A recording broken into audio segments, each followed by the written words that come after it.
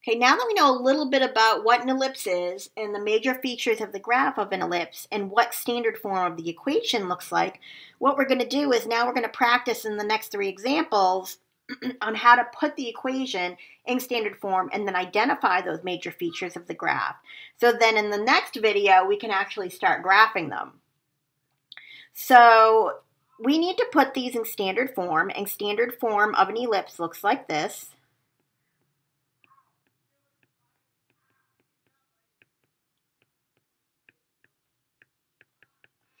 And you could either have b squared or a squared switched here. But either way, you want to have x minus something squared. And if the center is 0, 0, you won't have anything subtracted or added to the x or the y. But this is the form that we want to try to get it in. Now, if you notice, in example A, we are almost there. We are 1 step away from having this in standard form. Because if you notice, we have 1 on the other side. We have a perfect square here on top. The only thing we have left to do is to make the bottom, that 16 and the 4, into something squared. So I'm going to rewrite this as x plus 2 squared over, and I'm going to write 16 as 4 squared. And that way we can identify that a is 4. Now, if there was a number under there that wasn't a perfect square, say like 5 under there, then a would be the square root of 5.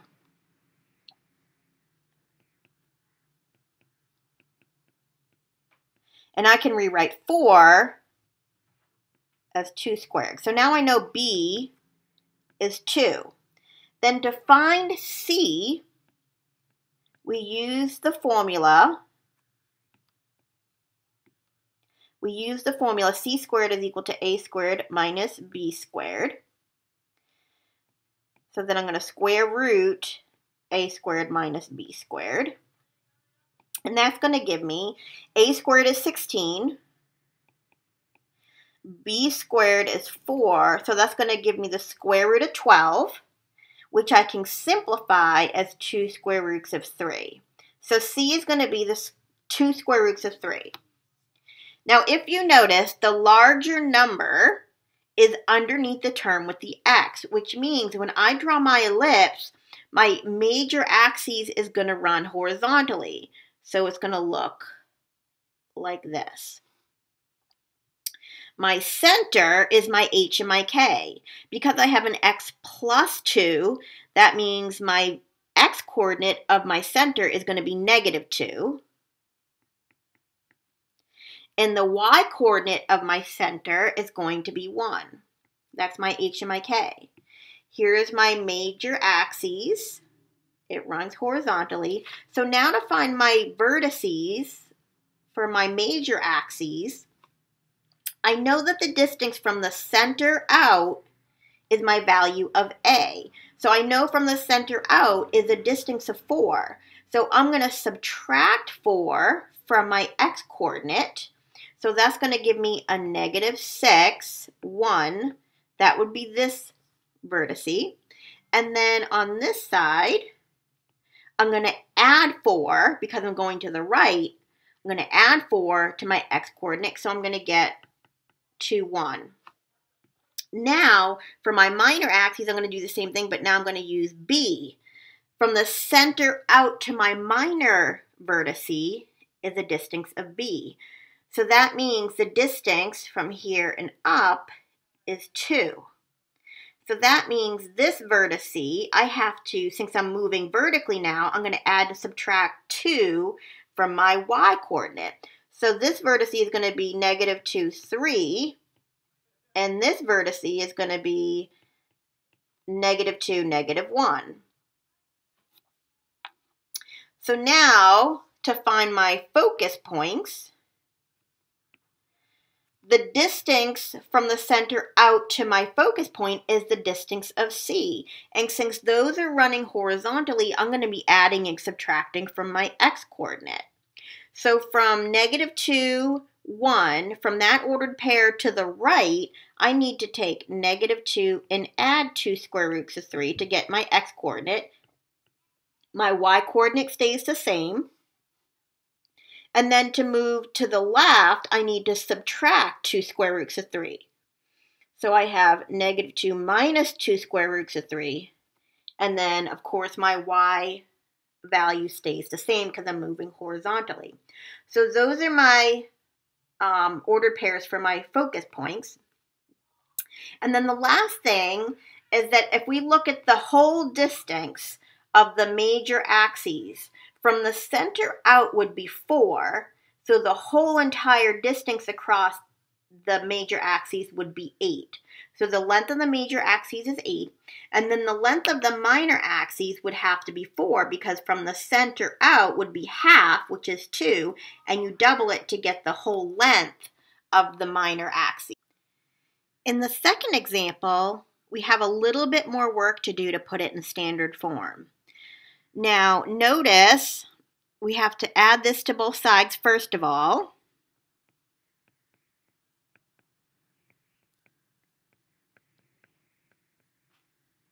And then because we want on this side to be a 1, we're going to divide everything by 64. So I'm going to have 16x squared divided by 64 plus 4y squared over 64 is equal to 1. Now, 16 over 64 will reduce as 1/4, so I have a 4 under there. 4 over 64 will reduce as 1/16. And then the last thing we have to do to put it in standard form is to write it in the form of a squared and b squared, where underneath we have something squared on each side underneath in the denominator. So I'm going to rewrite this 4 as 2 squared, and the 16 as 4 squared is equal to 1. And now I can identify my a, b, and c. My a is going to be 4. Remember, a is going to be always the bigger of the two. B is going to be 2. And c, we're going to get from that formula. And since these numbers are the same as the previous example, I know that c is going to be 2 square roots of 3.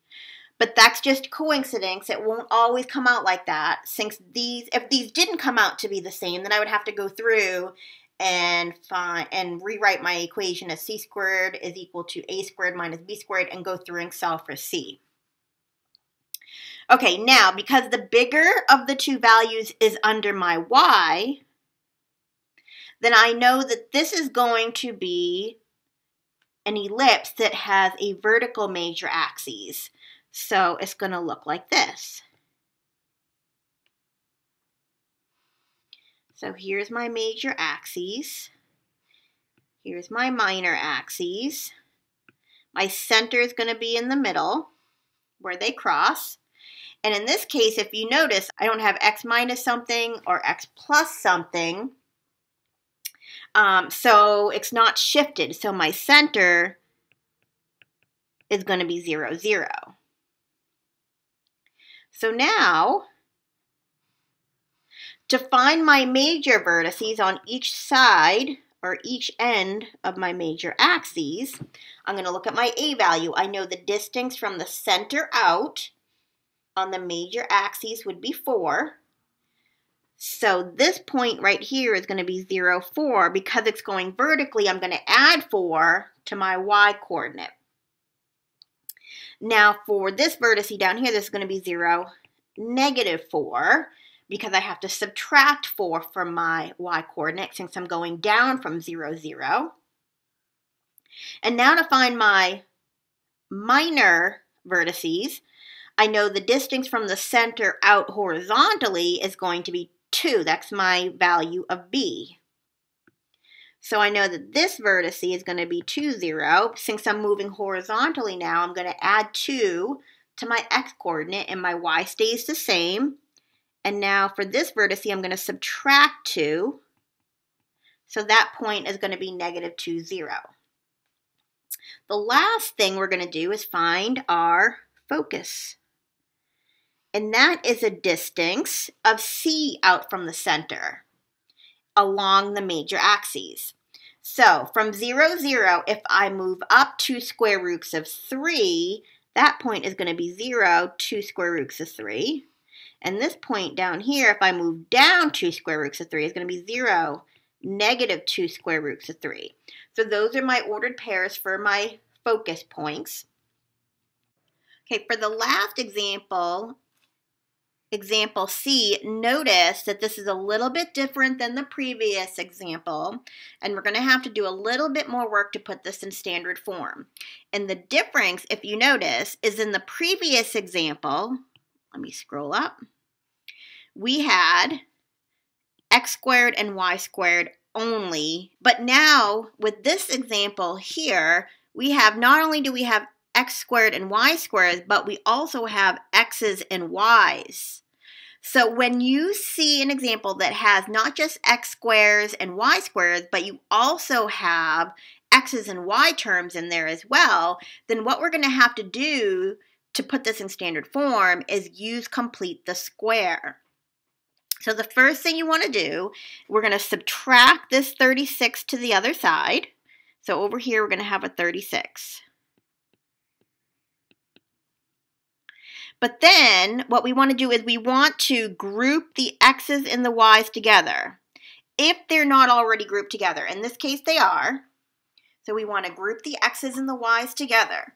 And now we're going to pull out whatever that coefficient is in front of the x squared. We're going to factor that out and complete the square. I have 16, and when I factor out the 16, I have x squared minus 6x left over, and I'm going to put a plus blank in here because we're going to complete the square. Then in front of the y squared, I have a 9. So I'm going to factor out the 9. And what I'm left with is the y squared minus 4y, and I'm going to leave a blank there because I'm going to complete the square. Okay, now, what goes in the blank here? So if I look at this middle term here, in order to complete the square, I need to take half of negative 6, which is negative 3. And then I take negative 3 and I square it, so I get 9. But what I do to one side, I also have to do to the other. I didn't add in just a 9 because I have this 16 out here. I added in a 16 times a 9, which is a 144. So I added in 144 on the left, so I have to add in a 144 on the right. Now, for the second complete the square, I got to take half of negative 4, which is negative 2, and square it. Negative 2 squared is positive 4. But I didn't just add in a 4 here because I have a 9 out front. I added in a 9 times 4, which is a 36. So I'm going to add 36 to this side as well. That way we keep our equation balanced. Okay, now I'm going to factor this. And it should be a perfect square now because that was the whole point of doing this. If I factor x squared minus 6x plus 9, that gives me x minus 3 squared. It would be x minus 3 times x minus 3, but because there's 2 of them and we're trying to make it a perfect square, I'm just going to write it as x minus 3 squared. When I factor y squared minus 4y plus 4, that's going to give me y minus 2 times y minus 2, which is a y minus 2 squared. Now the negative 36 and the positive 36 add to 0, and I'm left with just 144. We've done the hard part. We've completed the square. Now we have it set up like this one here in example B, where we just have to make 1 on the other side. So I have to divide everything by 144. So I have 16 times x minus 3 squared over 144 plus 9 times y minus 2 squared over 144 is equal to 144 over 144 would be 1. Okay, now when I reduce 16 over 144, I get 1/9. So I'm left with x minus 3 squared over 9 plus 9 over 144 reduced would be 1/16. So I have y minus 2 squared over 16, which is equal to 1. And then the last step is to write the bottom as a square.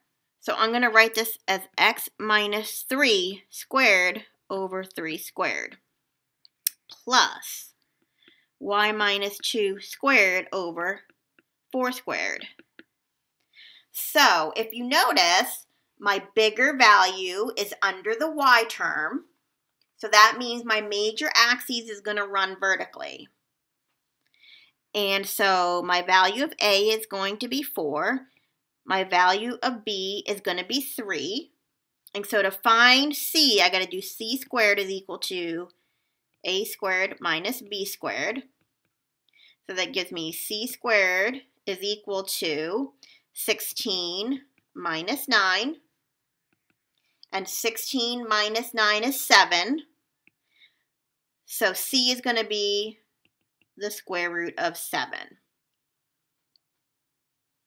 My center, if you notice, I have x minus 3, so 3 is h. I have y minus 2, so k is 2. And this is going to run vertically. So it's going to look like this. My major axis is going to run vertically. My center is going to be 3, 2, because that's my h and my k here. Here's my h, here's my k. Here's my minor axis, it runs horizontally. So to find my major vertices on the end of the major axes, since I know that my distance from the center out is going to be 4, I'm going to add 4 vertically. So that's going to give me the point here, 3, 6. This point here, I have to subtract 4 because I'm moving down. So this point here is going to be the point 3, negative 2. So my major vertices are going to be 3, 6, and 3, negative 2. Now to find my minor vertices, I'm going to move horizontally.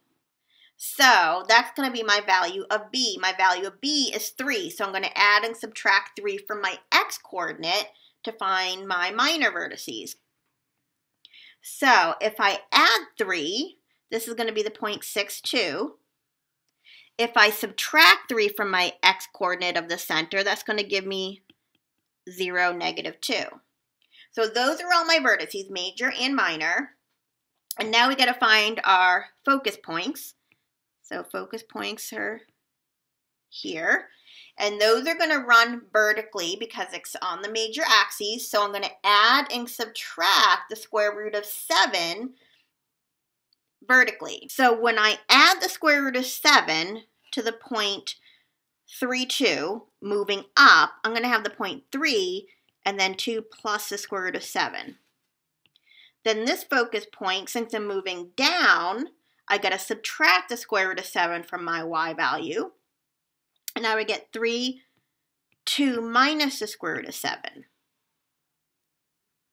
And then, of course, we can find the length of our major and minor axes by doubling our value of A and B. Since the center out to the vertice is 4, then the whole length of the major axes would be 8.